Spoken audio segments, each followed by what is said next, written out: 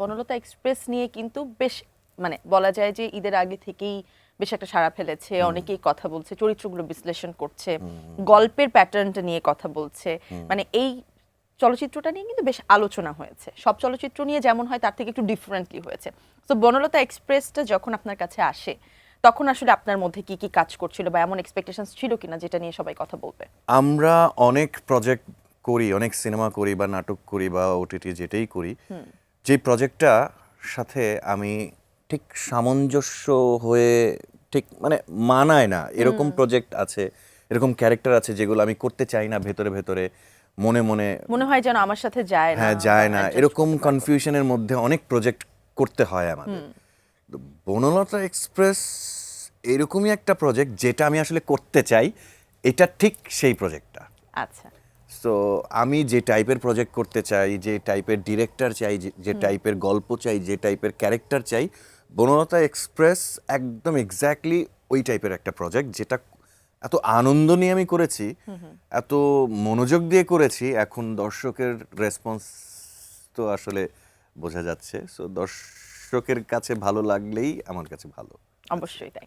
বনলতা এক্সপ্রেসের এমন কোন একটা ঘটনা যেটা আসলে আপনার কাছে স্মরণীয় হয়ে থাকবে কাজ করতে গিয়ে?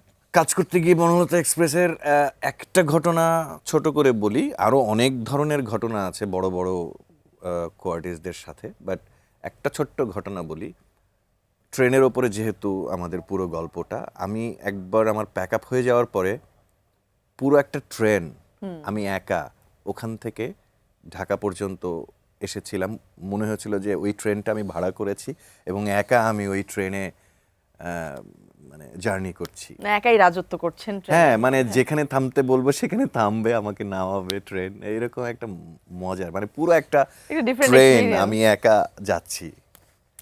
অবশ্যই এটা একটা ডিফারেন্ট এক্সপেরিয়েন্স। ভয় লেগেছে কিনা বিভিন্ন না জায়গায়? না, ভয় লাগবে কেন? এটা তো রাজার মতো ফিল হওয়ার কথা। আচ্ছা, ট্রেনে চড়তে আমার এমনি কেমন যেন একটু ভয় লাগে, মানে মনে হয় যেন কোথাও থেমে গেলে যদি কেউ উঠে পড়ে ছিনতাইকারী অল এই যে এই ঝামেলা এগুলো থাকে, তো সেই জায়গা থেকে এটা খুব মেমোরেবল একটা এক্সপিরিয়েন্স আপনার জন্য হয়ে থাকবে বনলতা এক্সপ্রেস নিয়ে। আর দর্শক যে ভালোবাসা দিচ্ছে সেটা তো ডিফারেন্ট। আচ্ছা, তো আমরা জানি যে আপনার জীবনে এই সুন্দর একটি চলচ্চিত্রের পাশে যুক্ত হয়েছে আরেকটি পরিচয়, সেটি হচ্ছে আপনি বাবা হয়েছেন। আপনার খুব ফুটফুটে একটি রাজকন্যা আছে, সানাভ মাওলা।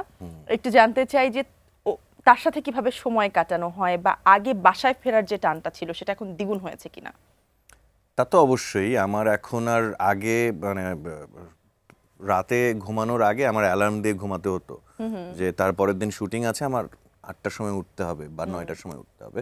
তা এখন আর অ্যালার্মটা দিতে হয় না, অটোমেটিক আমার মেয়েই আমাকে তুলে ফেলে, ঘুম থেকে তুলে দেয়। আমি ওর ওর অ্যালার্মেই আমি উঠে যাই ন্যাচারাল প্রতিদিন। অ্যালার্ম। হ্যাঁ, সো আমার কাজ থাকুক আর না থাকুক প্রতিদিন ৮টায় আমার উঠতে হয়, কারণ ও উঠে যায়, উঠে আমাকে ডাকে এবং আমার সামনেই একদম একসাথেই যেহেতু ঘুমাই, তো আমাকে ডাকতে থাকে। তো এইভাবে আমার দিন শুরু হয় আসলে। ডিফারেন্ট একটা এক্সপিরিয়েন্স। সো অবভিয়াসলি লাইফে অনেক সুন্দর চেঞ্জ এসছে।